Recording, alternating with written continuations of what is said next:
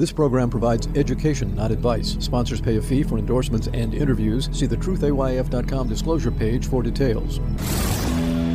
This is where technology, innovation, and personal finance come together. This is the truth about your future with Rick Edelman.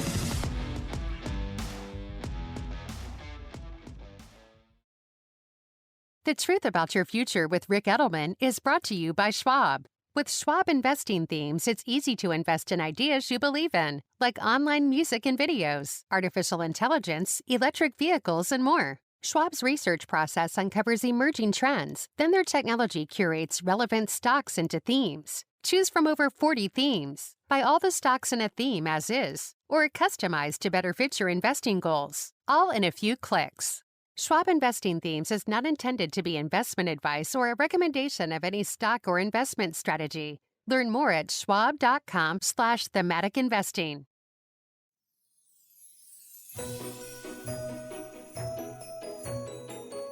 It's Monday, December 23rd, my last three podcasts on this long-running series are this week, today. We're going to take off tomorrow for Christmas Eve and on Wednesday for Christmas Day, so our team can celebrate with their families. But I'll be back with you for my final two podcasts on Thursday and Friday, December 26, 27. As I was trying to figure out, what do I say after 35 years as my swan song, as my final missive to you? What's the last topic I ought to discuss with you? What matters most as a going away sentiment in terms of your focus for your personal finances over the rest of your life? And since we're not going to have these conversations on a daily basis any longer after this Friday, and I've decided that there are three topics that matter more than anything else of all the subjects I've covered in all of the decades that I've been providing financial advice and education through my national radio show and now through this podcast series. Three subjects that matter more than anything else. And I'm going to give these to you in the order that they matter most. And starting with today. And the topic for today is aging. We are experiencing, as I have shared with you many, many times over the past many, many years, a change in our demographics. Our population, in short, is getting older. And the reason for this is due to astonishing advances in technology, in public policy, in healthcare, and in our knowledge of how we need to take care of our bodies and our brains. The result is that while humans for thousands of years lived to their teens and 20s, only as recently as 1900, 125 years ago, at birth in America, life expectancy was 47. Today, life expectancy is 86. And by the time you are 86, life expectancy will be even higher because of the continuing advances in medical innovation, technology, healthcare, and social and public policy that are supporting all of that. For example, when I was a kid growing up in the 60s, cigarette makers were allowed to advertise on TV. Public policy has changed, and you haven't seen a cigarette ad on television in decades.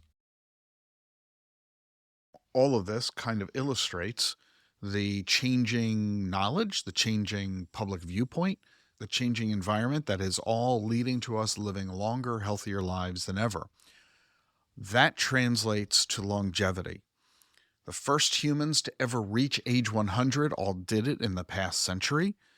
When I was a little kid, it was so unusual that you lived to age 100 that Willard Scott wished you a happy birthday on his broadcast every morning. It was so unusual to reach age 100 that the President of the United States would send a birthday card to you. My grandmother got one of those when she turned age 100 in the year 1999.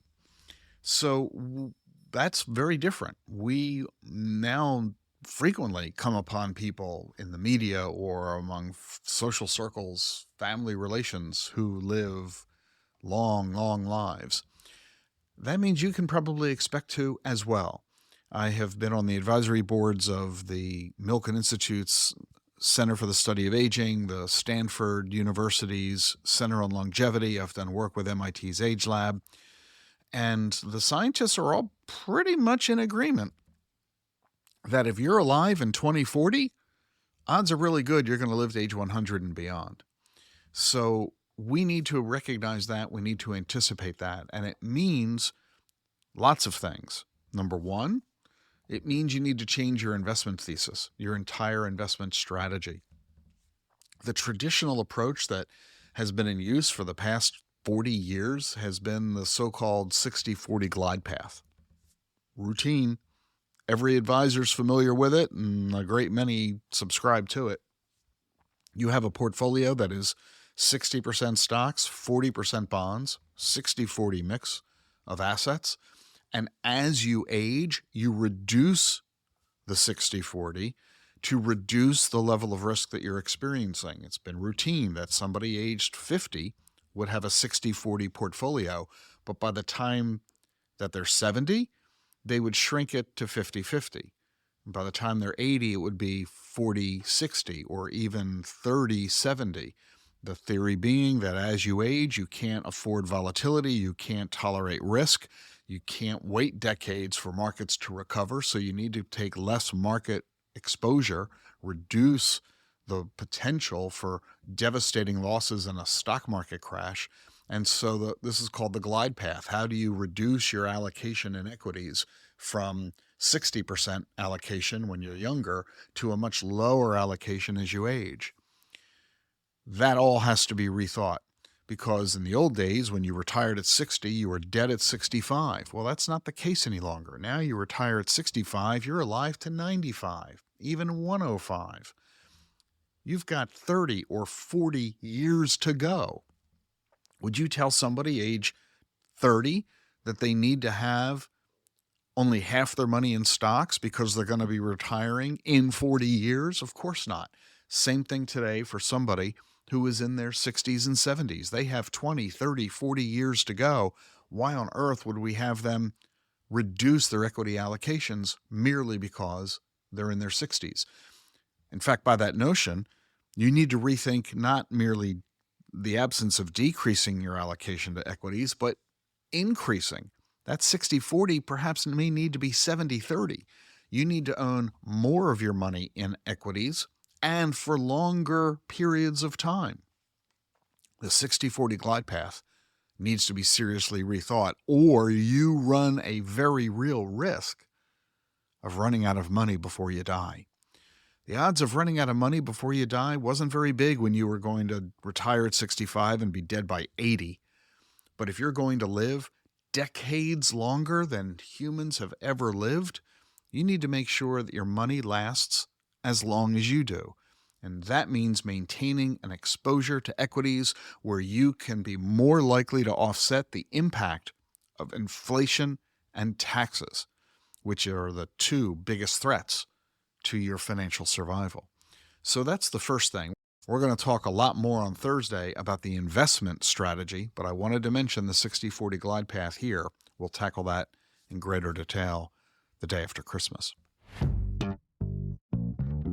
Coming up, another huge area where life is going to be changing for you. We'll discuss this and more when we return in 30 seconds. Stay with us for more here on The Truth About Your Future. How should you think about Bitcoin? Turn to a specialist. For 6 years, Bitwise has been helping investors access crypto. Bitwise manages the world's largest crypto index fund. They also offer 6 crypto ETFs. You get cutting-edge insights, expert Bitcoin research, and a nationwide team to help. Bitwise helps investors and advisors navigate crypto with confidence. Partner with a specialist. Look for ETFs backed by Bitwise. BitwiseInvestments.com. Carefully consider the extreme risks associated with crypto before investing. Another huge area where life is going to be changing for you pertains to your family. If you're going to live to age 100, think about this. When you're age 100, your kids are going to be 75. Your grandkids are going to be 50. Your great-grandkids will be 25. And your great-great-great-grandkids will be toddlers. 5 generations, all of you alive at the same time. And for a lot of families where women get pregnant as teenagers or around age 20, 6 generations will all be alive and well. This means a very dynamic family tree and a need for you to consider that the notion of raising your children to age 18, sending them to college to age 22, and then being done with their financial support other than paying for the wedding if it's a daughter, those days are gone. Today, half of 18 to 35-year-olds are living at home with their parents. I think you can say I get it for an 18-year-old, but a 35-year-old? Yeah. As you age, your children are as well, and they're going to marry, they're going to buy homes, they're going to have children, they're going to have good-paying jobs, and then life will get in the way. Half of those marriages will end in divorce. 2/3 of those jobs will result in unemployment, causing the need for new jobs.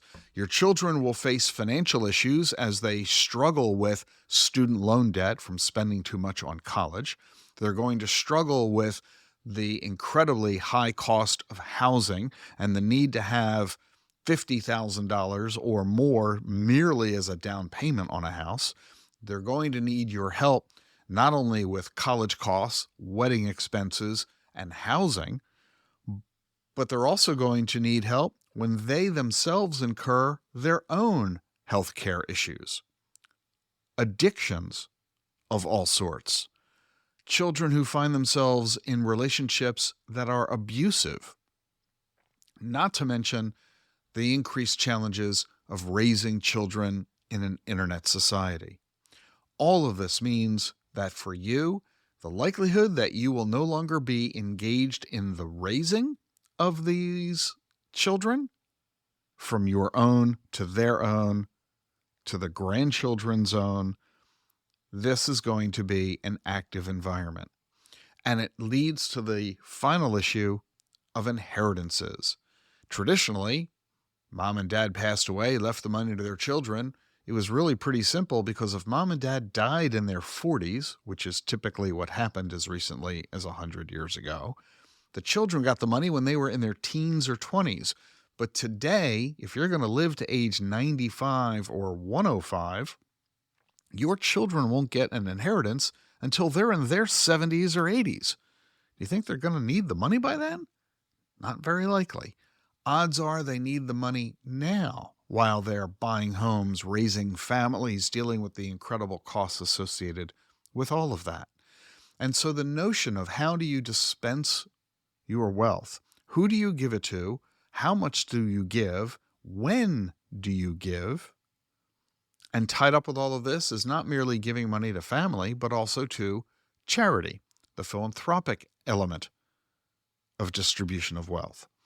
There's going to be an amazing wealth transfer, the biggest ever in human history, over the next 30 years here in America alone.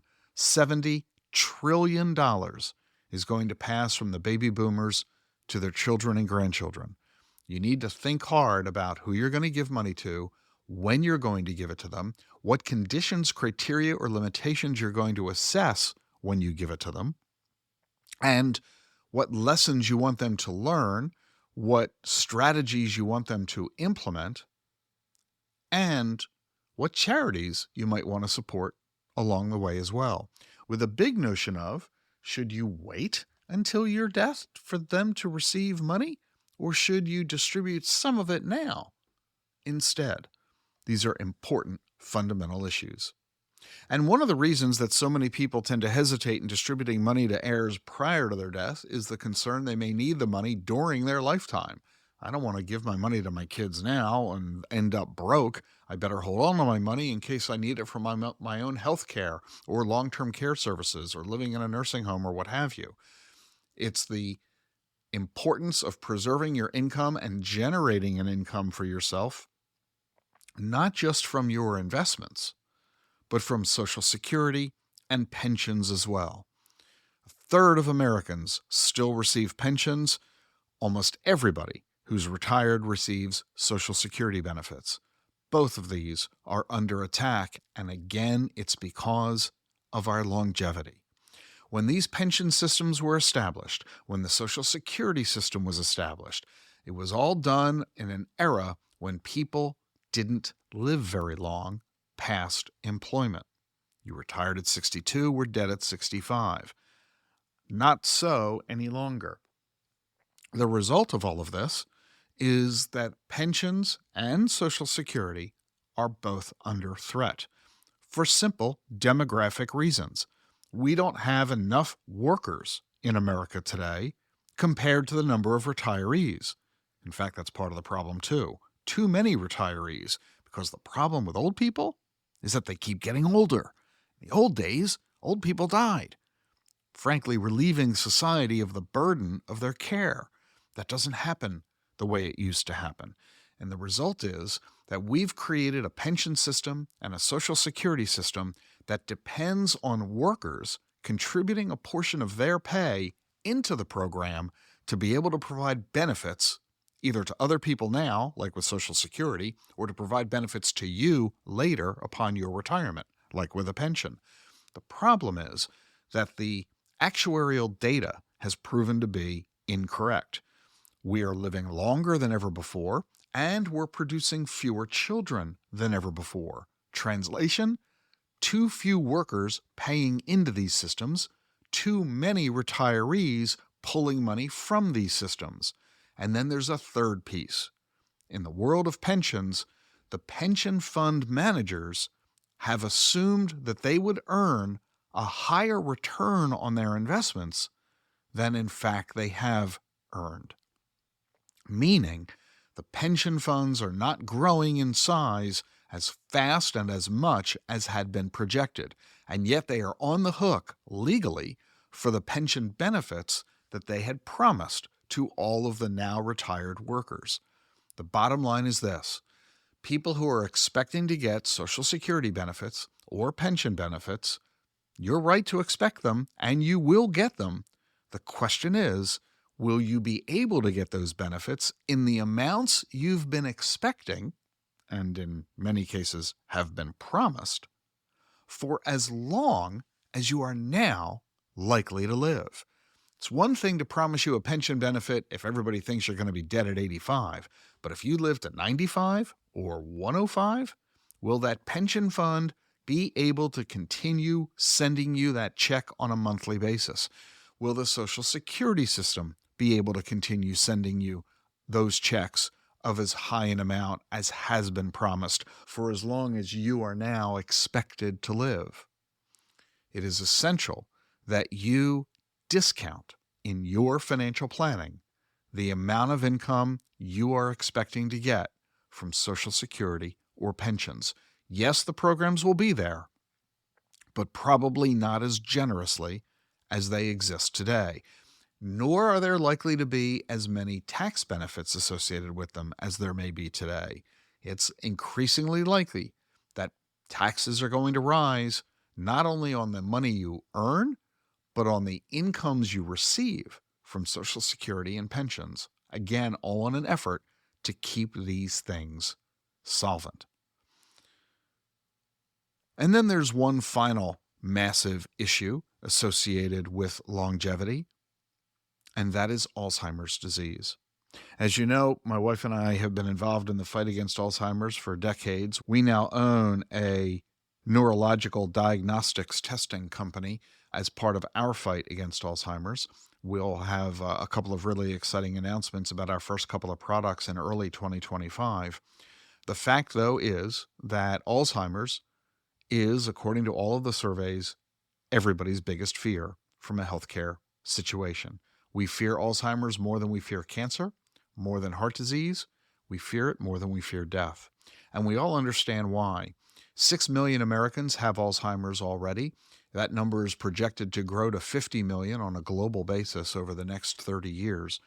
The problem is that Alzheimer's disease, despite the $30 billion that has been invested in research over the past several decades, we still don't have a diagnostic tool.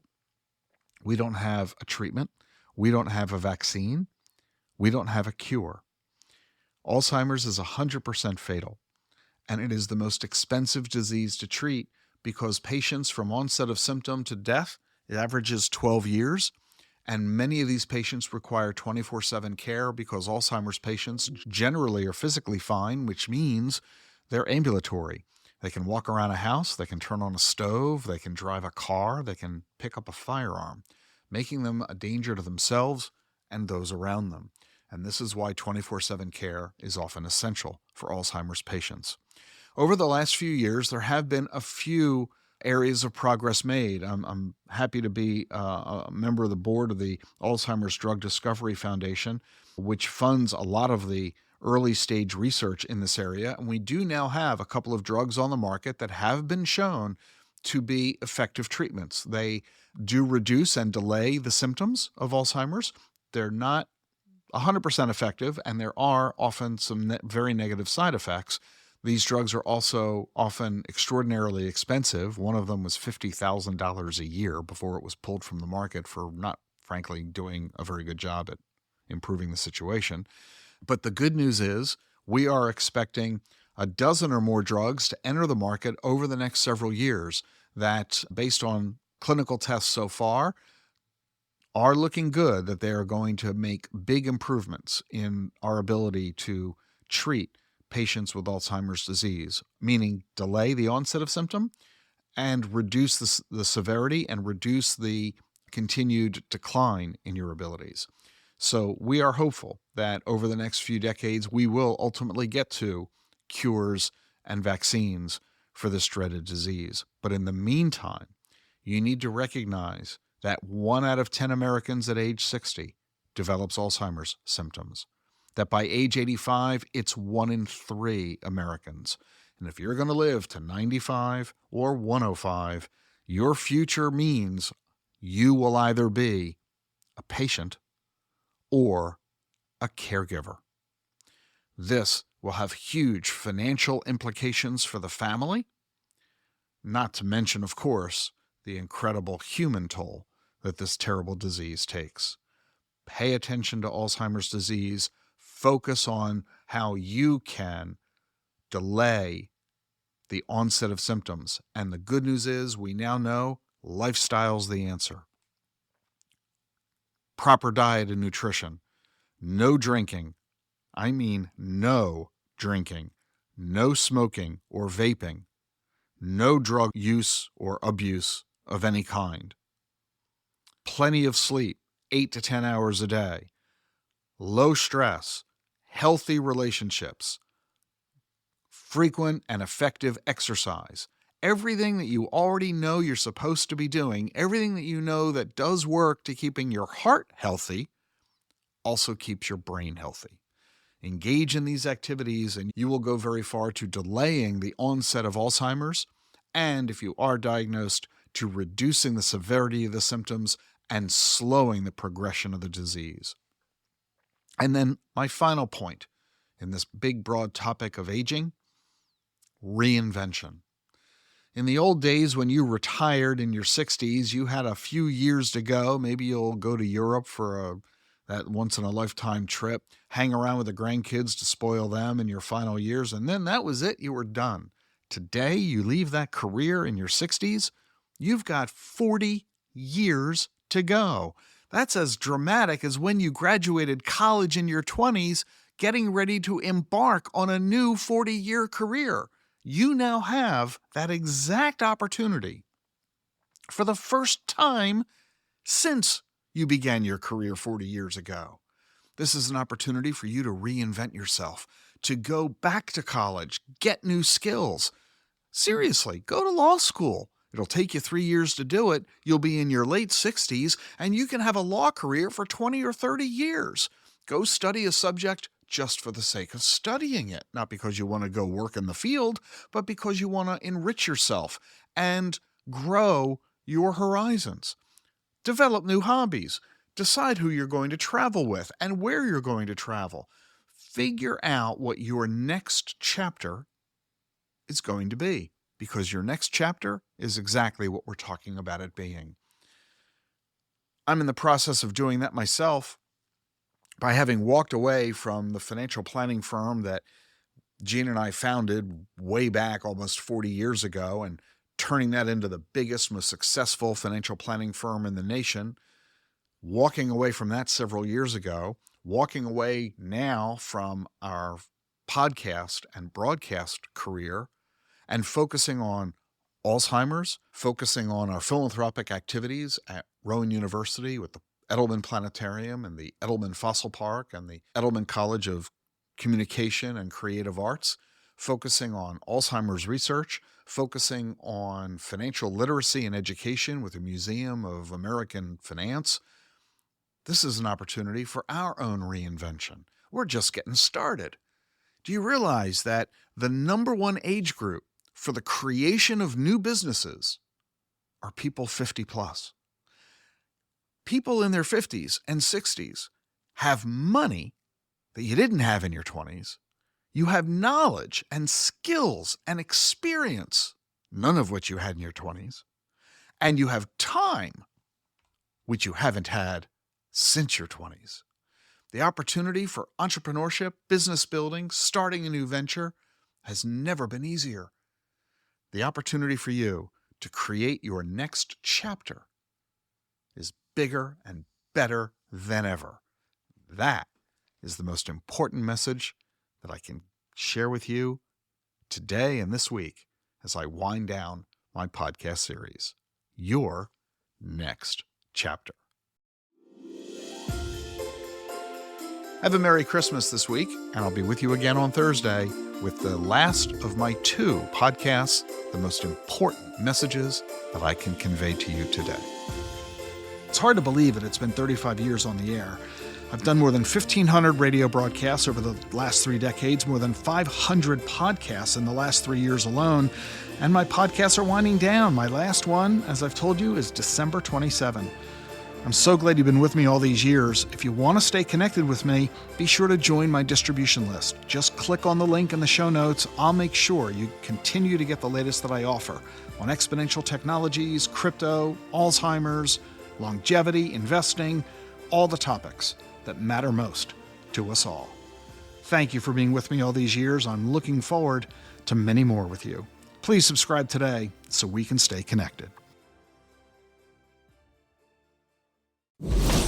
Increased awareness and actionable intelligence about the forces that are shaping our world. This is The Truth About Your Future with Rick Edelman.